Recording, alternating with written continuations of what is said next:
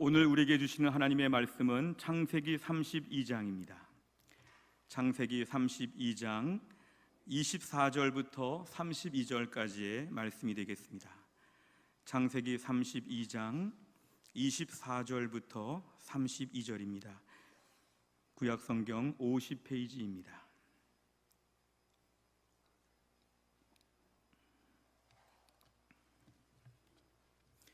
창세기 32장 24절부터 32절까지의 말씀 중에 오늘 예배 중에는 두 절의 말씀만 읽겠습니다. 먼저 24절을 읽겠습니다. 야곱은 홀로 남았더니 어떤 사람이 날이 새도록 야곱과 씨름하다가 31절입니다. 그가 분이엘을 지날 때에 해가 돋았고 그의 허벅다리로 말미암아 절었더라. 아멘. 기도하겠습니다. 하나님 아버지, 오늘 저희가 예배를 드리며 이제 하나님 말씀을 듣는 시간입니다. 하나님 말씀을 증거하는 주의 종을 성령 충만하게 하여 주옵소서. 귀한 주의 백성들에게 생명 같은 말씀이 선포되어질 수 있도록 이 시간 역사하여 주시옵소서. 말씀을 듣는 주의 백성들 그 마음을 헤아리시고 마음의 문을 활짝 열고 하나님의 음성을 듣게 하여 주시고 이 말씀 먹고 살아날 수 있도록 은혜를 베풀어 주옵소서. 예수님의 이름으로 기도하옵나이다. 아멘. 저는 대학과 대학원에서 신학을 공부하면서 그 중에 세부 전공으로 또 교회사에 대한 공부를 조금 더 하게 되었습니다. 교회사를 공부하면서 느끼는 것은 이 교회의 역사는 마치 우리의 모든 하나님의 말씀인 성경책이 임상실험처럼 이렇게 보여지는, 마치 하나님 말씀이 그대로 우리 삶에 어떻게 구현되고 하나님 말씀이 어떻게 드러나는지를 보여주는 역사는 또 하나의 교과서와 같은 그런 의미를 갖는다고 볼 수 있습니다. 하나님의 말씀대로 믿음으로 살았던 사람들이 어떤 어려움을 겪었고 어떻게 승리하였고 어떤 아름다운 믿음의 사람들이 믿음의 자취를 남겼는지 우리가 시간이 될 때마다 교회 역사에 대한 책들을 보면 한 페이지 한 페이지가 우리에게 많은 교훈을 주고 은혜를 끼칠 때가 많습니다. 종종 믿음의 사람들의 위인전이나 순교 이야기나 또 선교사님들의 그러한 모든 살게 관한 글들을 볼 때마다 때로 눈물이 나고 큰 감동이 되고 어떤 새로운 믿음의 결단에 동기부여가 될 때가 참으로 많습니다. 역사를 보면 기독교 역사 한 2000년의 역사는 일정한 패턴을 가지고 반복되는 교훈들이 참으로 많습니다. 역사를 보면 지금까지 다 있었던 일들이 어느 정도 반복되고 있기 때문에 역사 가운데 하나님의 주권을 볼 수 있고 역사 가운데 하나님이 어떻게 섭리하시는지를 볼 수 있다면 과거의 역사를 통해 오늘의 믿음을 주시고 내일의 소망을 주시는 일들이 얼마나 많은지 모릅니다. 이런 차원에서 우리가 기독교의 역사를 놓고 보면 기독교는 초대교회 시절에 굉장한 박해를 많이 받았습니다. 우리가 이렇게 박해받은 순교의 역사, 조지 폭스의 순교사나 이런 것들을 보면 굉장히 우리가 상상할 수 없을 정도로 그냥 죽이는 것이 아니라 죽여도 어떻게 이렇게 잔인하게 사람을 죽일 수 있을까? 이런 극심한 박해와 핍박들이 초대교회 이후에는 이어지게 되었습니다.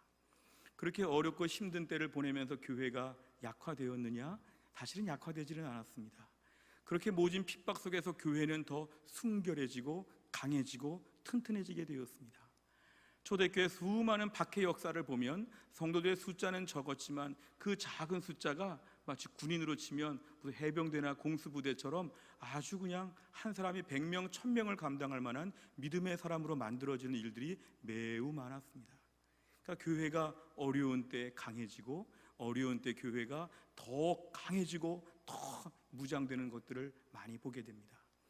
그러나 로마의 역사에서 313년 이후에 기독교가 공인이 되고 또 기독교가 이제 국교가 될 정도로 로마의 모든 백성들은 기독교를 다 믿어야 될 정도로 이렇게 되었을 때 많은 사람들은 아마 이렇게 얘기했을 것입니다. 드디어 교회 부흥의 때가 왔구나. 그렇게 옛날에 핍박을 받던 이제는 교회가 마음껏 신앙생활하고 이제 불신자들은 예수 안 믿을 수 없는 분위기가 되었으니까 이제 우리가 바라던 대로 전도가 이런 식으로 이루어졌나 보다. 이러면서 많은 유럽의 기독교인들은 기대했을지 모릅니다. 그러나 중세 1000년의 역사를 보면 이 황금 같은 시간에 오히려 교회는 외적으로는 번창해 보였지만 속으로는 극히 병들게 되었습니다.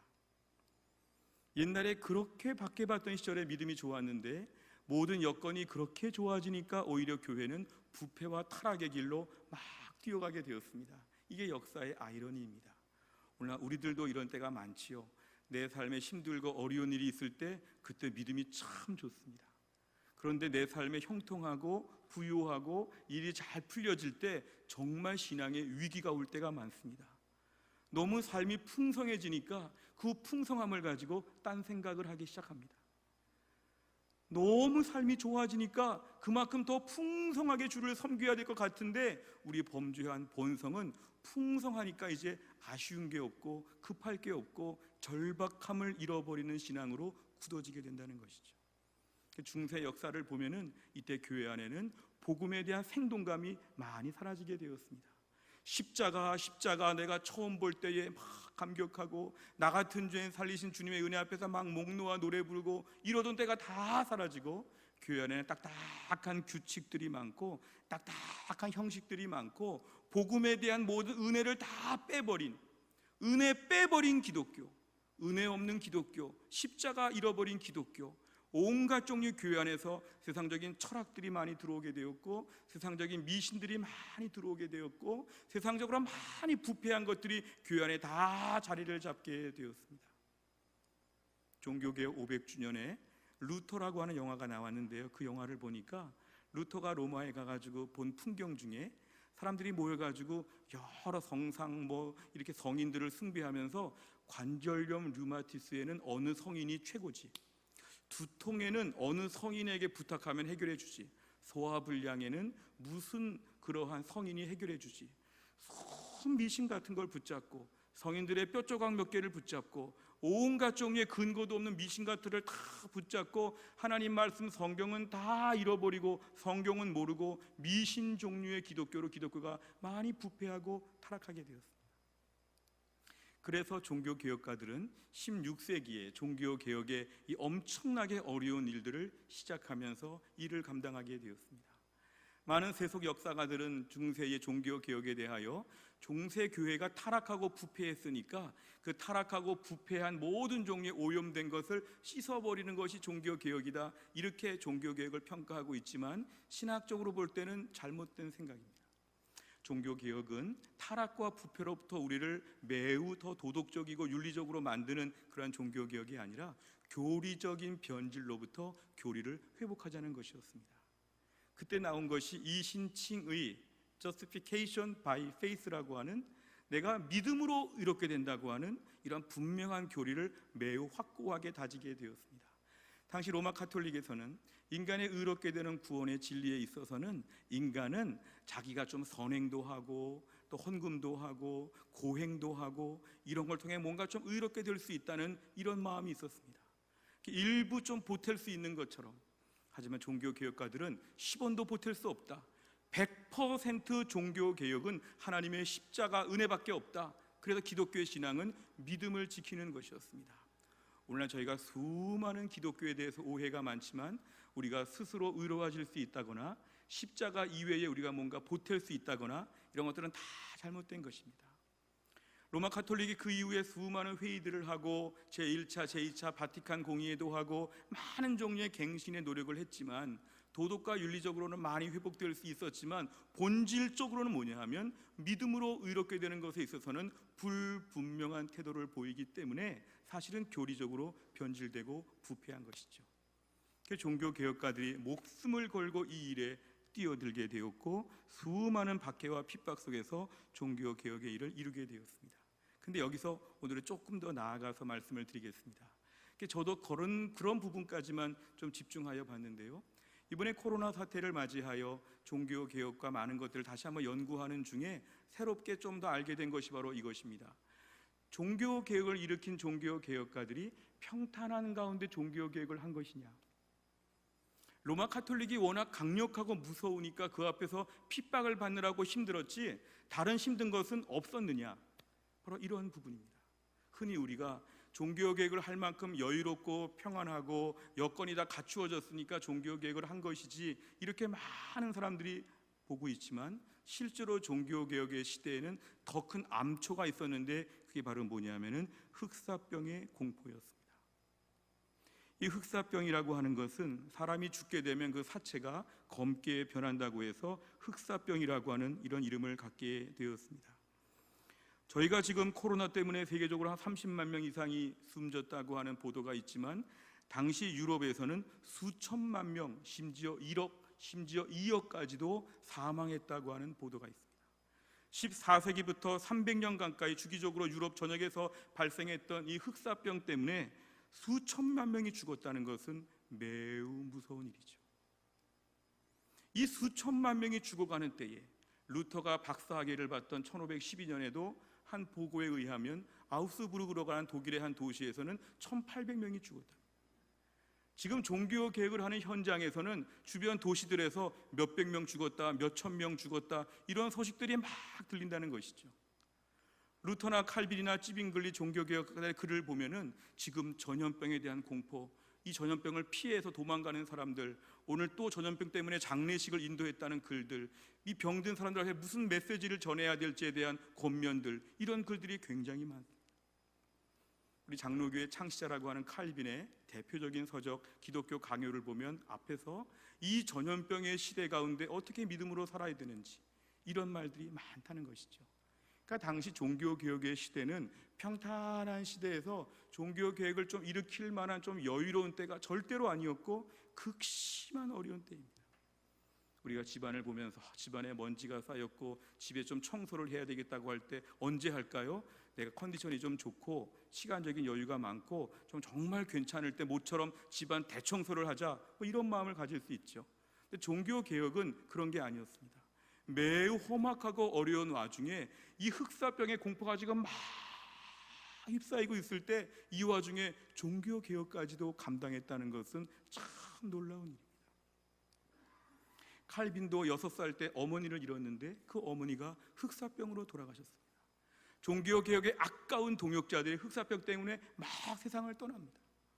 종교개혁, 이 정말 귀한 운동을 벌이기에 앞서서 주변에 얼마나 수많은 사람들이 예사롭게 몇천 명씩 그냥 죽어가는 이 험악한 때에 하나님 말씀을 붙잡고 로마 카톨릭과 대항해서 종교개혁을 했다는 것이 종교개혁의 역사입니다. 이때 우리가 알 수 있는 중요한 하나의 교훈은 뭘까요? 큰 고난의 때가 지금 16세기의 유럽을 휩싸고 있고 한꺼번에 막 수천 명, 막 수만 명씩이 지금 막 죽어가고 있고 지금 종교개혁 같은 사치스러운 일을 해야 될까? 나중에 하면 어떨까? 이런 말들이 막 올 때도 아랑곳하지 아니하고 종교개혁의 운동을 쭉 진행한 걸 보면 고난의 때를 통해서 하나님이 일하신다는 걸 배우게 됩니다. 16세기 종교개혁의 그 어려운 환경 가운데 결국은 그 흑사병의 공포가 많았지만 결론적으로는 뭐가 나왔냐면 종교개혁, 교회가 새 교회가 되었다는 것입니다. 교리적으로 잘못되고 도덕과 부패가 모든 엉망이었던 그 교회 가운데서 오히려 고난의 시간, 힘들고 어렵고 아무것도 못할 것 같은 그 시간에 결국 하나님께서는 새로운 일을 보여주셨다는 것입니다. 우리 오늘 이러한 전제를 가지고 오늘 본문을 좀 살펴보겠습니다. 오늘 본문에 등장하는 이 야곱은 야곱의 생애 중에서 제일 부끄럽고 초라할 때였습니다. 야곱은 집을 떠나서 20년 동안에 저 객지에 한 달 넘어 걸어가야 되는 하란이라고 하는 땅에 가서 외삼촌의 집에서 그동안 일하면서 사실은 성공을 거두었습니다. 자기 몸 하나 가지고 갔는데 거기에서 결혼도 하였고 자녀들도 낳았고 큰 부자가 되었습니다. 20년 만에 이제 고향으로 돌아오게 되었습니다. 이 정도면 좀 자랑스럽고 멋있는 금이환영 같은 분위기인데 오늘 본문의 이 야곱의 분위기는 매우 두려운 분위기입니다. 왜냐하면 20년 전에 하나의 사건이 있었기 때문에 그렇습니다. 어떤 사건이었을까요? 아버지가 자기 형에게 축복을 해주려고 하자 장자인 형이 축복을 받는 게 당연한 문화 배경 속에서 이 야곱은 형한테 돌아갈 축복을 가로채기 위해서 눈이 잘 안 보이는 아버지를 속이고 형을 속였습니다. 몸에다가 막 짐승의 털을 대면서 변신을 하고 거짓말로 자신을 다 포장하면서 복을 막 쟁취하고 가로챘습니다. 그러니까 사실은 매우 위험한 인생을 살았죠. 자기가 좀 복을 받고 싶어서 복을 사모하는 것은 좋지만 창세기 25장 23절에 보면 이미 하나님은 결정을 하셨습니다. 에서가 아니라 야곱을 통하여 복을 이어간다. 여호와께서 그에게 이르시되 두 국민이 내 태중에 있구나. 두 민족이 내 복중에서부터 나누리라. 이 족속이 저 족속보다 강하겠고 큰 자가 어린 자를 섬기리라 하셨더라. 하나님은 애초부터 야곱을 통해서 아브라함과 이삭의 계보가 이어지게 다 계획하셨습니다. 근데 야곱은 이것을 참지 못하고 기다리지 못하고 자기가 몸부림을 치면서 꾀를 부리면서 그 복을 가로챈 것이었죠. 하나님의 역사 가운데 하나님이 야곱에게 복이 내려오도록 하나님은 계획하셨는데 이걸 구태여 자기가 오버해가지고 막 팥죽으로 장자권을 사지 않나, 털들을 붙이면서 형인 거 흉내를 내지 않았나, 아브라함 아버지 앞에서 막 속이지를 않나, 이건 다 자기가 뭔가 꾀를 부린 것이죠. 그 결과 창세기 27장 41절에 보니까 그의 아버지가 야곱에게 축복한 그 축복으로 말미암아 에서가 야곱을 미워하여 심중에 이르기를 아버지를 곡할 때가 가까웠은즉 내가 내 아우 야곱을 죽이리라 하였더니, 형 에서가 동생 야곱을 죽이려고 하는 결심을 하게 되었습니다. 비참한 역사였죠. 사실은 이것 때문에 집에 있을 수가 없어서 도망간 게 20년 전의 사건이었습니다. 그러니까 야곱은 지금 그 일을 기억하니까 자기 고향 땅에 지금 돌아오면서도 마음에 지금 계속 두려움이 있었습니다. 내가 지금 20년 만에 왔는데 형이 20년 전의 일을 기억하고 지금 나를 또 죽일까? 형도 이제 세월이 흐르고 형도 나이가 들고 동생 불쌍하게 보고 반갑게 보면서 그냥 괜찮게 잊어버리는 것처럼 나를 환대해 줄까? 여러 가지 생각을 하면서 야곱은 자기 고향 땅으로 오게 되었습니다. 그런데요, 창세기 32장의 6절과 7절을 보니까 야곱이 보낸 종들이 이렇게 보고합니다. 사자들, 종들이 지금 보고하는데요, 우리가 주인의 형 에서에게 이른즉 그가 400명을 거느리고 주인을 만나려고 오더이다. 야곱이 심히 두렵고 답답하여 자기와 함께한 동행자와 양과 소와 낙타를 두 떼로 나누고, 저 말씀을 보시면 6절과 7절을 보시면 형 에서가 동생을 맞이하는데 왜 굳이 400명씩이나 데리고 올까? 이게 지금 축하 환영단이냐 아니면 중무장한 군인들이냐? 지금 나에게 와가지고 400명이 막 선물을 주고 꽃을 주고 환영한다고 노래를 불러줄 그 사람들이냐? 아니면 와가지고 나와 우리 가족들, 종들 다 죽이고 다 빼앗고 우리 그냥 완전히 전멸되게 만드는 무서운 사람들 400명이냐? 오늘 야곱은 두려워하게 되었습니다. 이거는 절대로 환영이 아니다. 이건 나를 죽이려고 하는 형의 20년치의 복수가 지금 나에게 여전히 유효하구나, 이런 두려움을 갖게 되었습니다. 그러니까 지금 야곱은 이런 모든 상황 앞에서 자기의 가축을 둘로 나눠서 한쪽이 공격을 받으면 한쪽은 여차하면 도망갈까, 이렇게 생각을 해보기도 하고, 14절 15절에 보니까 그 아까운 재산 중에서 일부 가축들, 암염소, 수점소, 암양, 순양, 낙타, 소, 나귀 이런 것들을 형을 주려고 다 떼어놓으면 형의 마음이 좀 풀어질까, 뭔가 또 약간 자기의 계획을 세웁니다. 역시 야곱은 야곱이죠. 꾀를 부리는 거죠. 형한테 내가 이렇게 선물들을 많이 주면 형의 마음이 누그러지면서 이것들 다 보니까 너를 용서할게, 이런 말을 좀 형이 해주면 어떨까? 이게 바로 야곱의 또 꾀였습니다. 그러면서 오늘 결론적으로는 9절 이하에서 야곱의 기도가 시작이 되는데 11절에 보니까 내가 주께 간구하오니 내 형의 손에서 에서의 손에서 나를 건져내시옵소서. 내가 그를 두려워함은 그가 와서 나와 내 처자들을 칠까 겁이 나기 때문이니이다. 오늘 야곱의 솔직한 기도입니다. 오늘 주님, 제가 죽게 생겼습니다. 우리 가족들 다 죽게 생겼습니다. 주님 도와주십시오. 이제 하란 땅에서는 왔기 때문에 되돌아갈 수도 없고 이제 가나안 땅 가야 되는데 우리 형이 400명의 군사를 데리고 온다니까 저는 큰일 났습니다. 이게 야곱의 지금 기도 제목입니다. 이럴 때 야곱은 형에게 줄 선물들 다 보내고 가축들 다 보내고 가족들 다 보내고 야복 강가에 홀로 남게 되었습니다. 야복 강가에 홀로 남아가지고 그는 어떤 낯선 사람과 지금 막 씨름을 하고 싸움을 합니다. 혈투를 벌입니다. 이 사람은 누군지도 알지 못하겠는데 막 한밤중에 싸우자고 합니다. 주변에 보호해줄 가족도 없고 종들도 없고 자기 혼자 남았는데 이 사람이 싸움을 걸어와서 지금 막 싸우고 있습니다.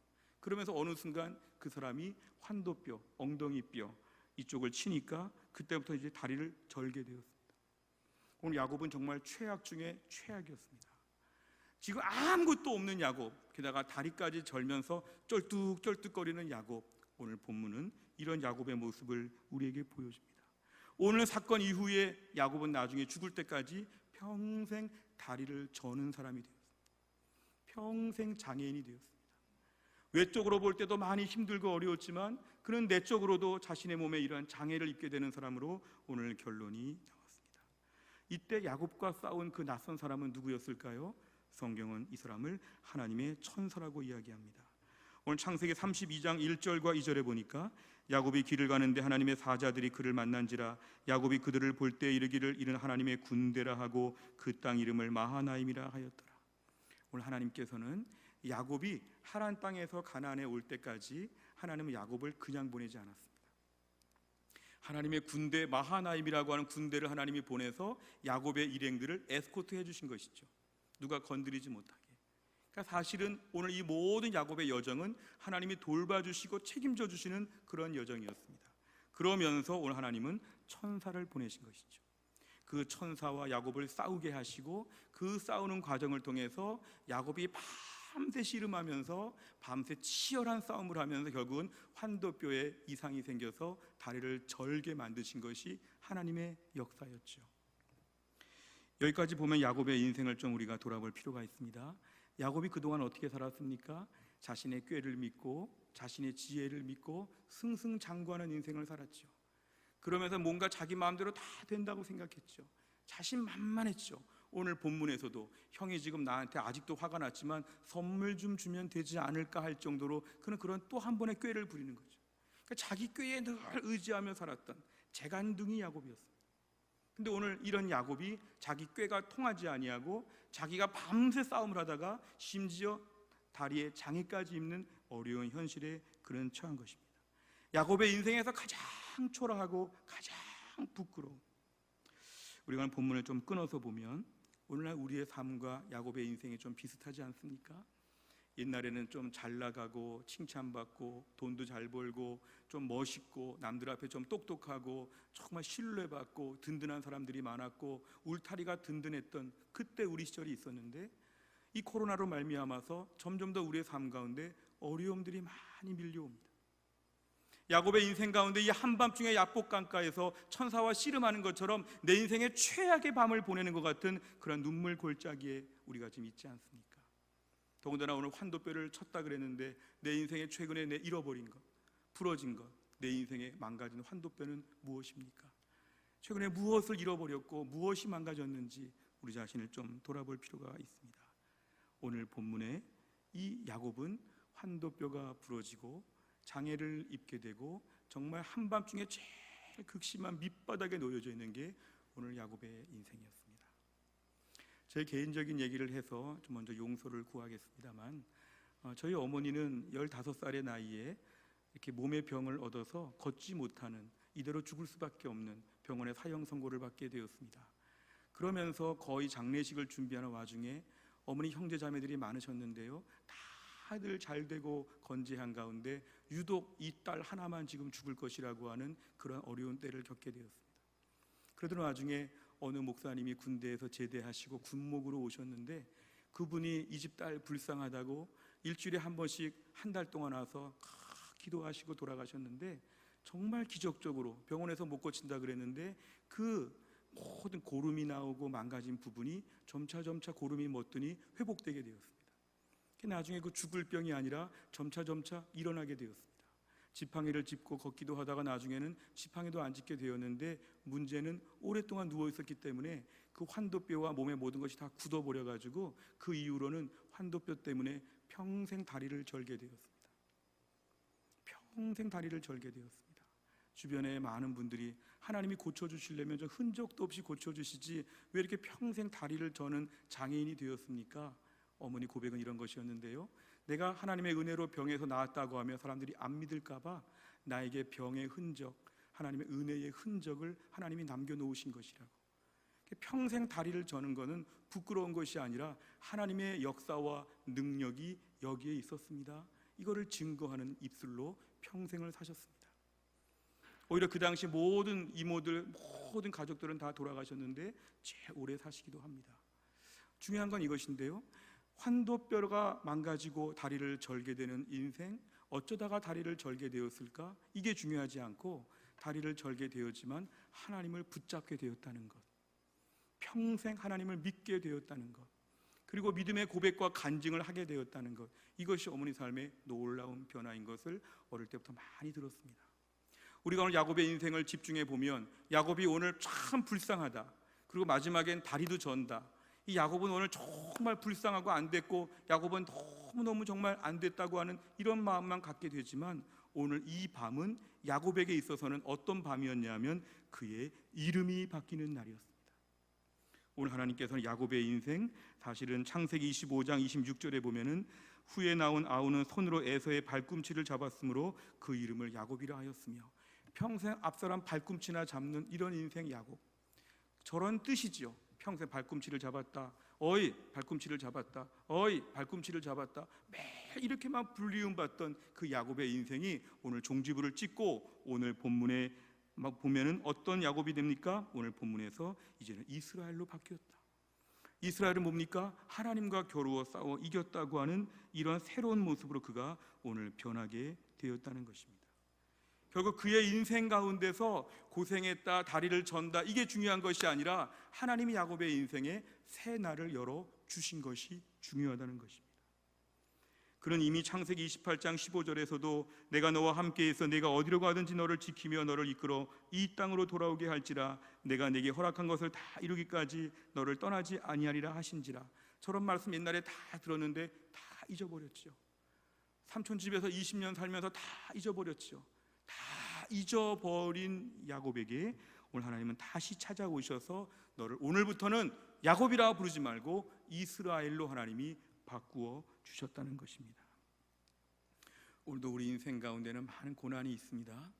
이 고난의 때 우리는 자꾸 모여서 우리 삶에 뭐를 잃어버렸나, 뭐가 안 되나, 무슨 환도뼈가 있나, 이런 계산들을 많이 하죠. 그런데 오늘 같은 우리의 삶에서 제일 중요한 건 뭐냐면, 주님, 이 가운데서 주님이 나에게 새 이름을 주실 것을 믿습니다. 야곱처럼 살아온 인생이 주여 이 고난을 통해서 이스라엘로 바뀌어질 것을 믿습니다. 이런 믿음의 결단이 우리에게는 너무도 중요합니다. 하나님, 저는 그동안 야곱이었습니다. 제가 코로나 이전에 정말 똑똑하고 자신감 넘치고 능력자이고 돈도 잘 벌었지만 저는 기껏해야 야곱이었습니다. 아직도 여전히 야곱 같은 근성과 기질이 남아 있습니다. 어디서 뭐를 빼와야 될지, 어디서 무슨 거짓말을 해야 될지, 어디서 무슨 꾀를 부려야 될지, 저는 그러한 몸도 건강하고 아무 문제도 없고 아주 자녀들도 많고 너무 풍족한 저는 야곱과 같았습니다. 그러나 하나님, 이 코로나 시기를 거치면서 제 삶에 많이 무너지고 약해지고 환도뼈와 같은 것들 다 망가지고 있을 때에 주님, 이때 하나님이 저를 야곱의 인생에서 이스라엘의 인생으로 바꾸어 주실 것을 믿습니다. 이러한 믿음 주시기를 주의 이름으로 축원합니다. 우리 삶 가운데는 자꾸만 이때 없어지는 걸 두고 이제서 왜 이런 얘기를 많이 하지만, 우리 인생의 초점이 잃어버리는 것에 집중하지 아니하고 잃어버리는 만큼 뭐를 주실까? 고난, 오늘은 이런 고난, 내일은 이런 고난, 매일 고난의 이야기를 서로 나누고 다 고난 속에서 침체되고 고난 이런 얘기를 하는 것이 아니라, 이 고난이 있는 거 보니까 하나님이 어떤 새날을 주실까? 주여, 흑사병의 공포와 이 처참한 상황 가운데서 종교개혁이 일어나고 새 교회가 되고 건강한 교회로 유럽의 교회가 바뀌어진 것처럼, 이 코로나 시기에 고난이 너무 많이 있다고 할지라도 이 고난을 통해서 하나님이 너 이제 야곱 명찰 떼버려라, 너 이제 이스라엘 명찰 붙여라, 하나님께서 우리 인생 가운데 이스라엘처럼 살게 하여 주실 것을 믿습니다. 이러한 믿음을 우리는 구해야 할 때입니다. 태풍이라고 하는 것을 보니까요, 여름철마다 태풍이 오면서 우리가 수많은 인명피해와 재산피해가 있기 때문에 태풍은 매우 공포스러운 것입니다. 근데 그 태풍이 한번 지나가고 나면 태풍의 유익이 여러 가지가 있답니다. 무더위가 소멸되고 온도가 균형을 이루고 수자원이 또 보충되고 바다의 생태계가 위아래가 다 바뀌면서 바닷물에 일정한 좋은 순환적인 작용이 되어서 바다가 대청소가 되는 일들이 있답니다. 우린 태풍으로 말미암아 무엇을 잃어버렸나, 무엇이 없어졌나, 힘들었다 이런 얘기하기 쉽지만, 태풍조차도 그 태풍으로 말미암아 하나님의 선한 역사로 사용하여 주신다는 것입니다. 오늘날 저희들의 마음 가운데는 이 힘든 때에 나는 더 없어질 거야, 약해질 거야, 잃어버릴 거야, 이런 공포와 두려움이 있다면 하나님, 고난의 시간에 새 날이 시작되는 것을 믿습니다. 고난의 시간에 새 날이 활짝 열려질 것을 믿게 하여 주시옵소서. 사실 요즘에 한국 교회에 대해서 많은 염려하는데요, 어떤 언론에 보니까 어떤 학자는 또 이런 얘기를 합니다. 요즘 한국 교회가 많이 약해지고 조심스럽고 좀 침체되는 분위기, 아직도 교회 안 나오는 분들이 교회마다 몇 %가 있다고 하는데요, 그런데 이 와중에 한국 교회 유익이 지금 보여지고 있다고. 이때 한국 교회 유익은 무엇일까? 그래서 그 학자는 이런 얘기를 합니다. 한국 교회가 오히려 역설적으로 지금 예배가 회복되고 있다고 합니다. 그동안 신앙생활을 하면서 주일날 교회 가서 예배 드려야 되는데 예배는 뒷전이고, 예배는 아주 조금의 부분이고, 예배 말고 다른 모든 모임들, 다른 무슨 만남들, 예배 말고 다른 모든 프로그램들, 다른 이벤트들이 너무너무 많이 있어서 내가 오늘 교회 뭐 하러 가는지가 불분명했는데 지금은 다 못하니까 예배 한번 딱 드리고 집에 가니까 오히려 교회마다 지금 새로운 역사는 뭐냐면 온전한 예배가 회복되고 있다는 것입니다. 하나님의 뜻이죠. 우리가 오늘날 신앙생활에서 예배가 이렇게 중요한데 예배 잘 드리지 못했습니다. 교회가 가서 너무 복잡했습니다. 내가 교회 지금 왜 가는지를 모르고, 내가 그동안 교회 가서 뭐가 제일 중요한지를 모르고, 내가 교회를 부지런히 다녔지만 예배가 내 신앙에 차지하는 비율이 너무 작았죠. 근데 오히려 지금 같은 때 예배 말고 다른 게 다 막히니까 예배 하나 드리니까 예배 하나에 최선을 다하고 집중하는 교인들이 늘어나고 있다는 것입니다. 고난의 시간은 망하는 시간이 아니라 우리에게 새날이 열려지는 시간이 될 것을 믿으시기를 바랍니다. 교회뿐만 아니라 가정과 직장과 우리 모든 삶 가운데 하나님은 반드시 고난을 통하여 새날을 열어주십니다. 지금 뉴 노멀 시대라고 하죠. 이제는 새로운 기준들이 만들어진다고. 새로운 교회, 새로운 믿음, 본질적인 신앙, 정말 중요한 신앙의 핵심적인 부분이 지금은 더 각광을 받고 주목을 받는 시대가 되었습니다. 하나님, 이럴 때를 맞이하여 우리에게 온전한 믿음의 사람 되게 하여 주옵소서. 우리 교회가 이럴 때를 맞이해 정말 하나님이 원하시는 교회가 되게 하여 주옵소서. 말씀을 정리합니다. 고난의 시간에는 기대를 많이 하셔야 됩니다. 이 고난에 어떤 새 일을 주실까? 고난과 새날은 비례합니다. 고난 하나에 새날 하나, 고난 두 개에 새로운 것 두 개. 하나님 더 많은 새날을 열어주실 걸 믿어야 합니다. 또 한 가지는 고난의 때에 종교개혁가들처럼 흑사병의 공포 속에서도 종교개혁의 일을 감당한 것처럼 주여, 이럴 때 믿음의 길을 감당하게 하여 주시옵소서. 최적의 환경이 아니지만 이럴 때 믿음의 길을 감당하여서 오히려 지금 환도뼈는 내가 비록 상할지라도 이름이 바뀌어지는 기적을 맛보게 하여 주시옵소서. 은혜와 축복을 다 받을 수 있기를 주의 이름으로 축원합니다. 기도하겠습니다. 하나님 아버지, 이 어렵고 힘든 시기를 맞이하면서 고난의 때에 좌절하고 절망하는 사람들이 많습니다. 심지어 믿음의 사람조차도 고난의 때에 우린 다 망가질 것이라고 부정적으로 말하는 일들이 많습니다. 그러나 고난의 시기에 우리 하나님의 새날을 열어주실 것을 믿게 하여 주시옵소서. 이 고난이 우리를 망가뜨리는 고난이 아니라 우리에게 새 역사를 펼쳐주시는 하나님의 큰 기적과 기사가 나타날 것을 믿게 하여 주시옵소서. 힘들고 어려워도 이때 종교개혁가들처럼 믿음을 지키게 하여 주시고, 환도뼈가 상하더라도 이름이 바뀌어서 평생 다리를 절면서라도 더 믿음으로 살았던 야곱처럼 우리가 이스라엘로 새롭게 변모된 모습으로 평생 동안 믿음 하나 더 지키는 신실한 주의 백성 되게 하여 주옵소서. 예수님의 이름으로 기도하옵나이다.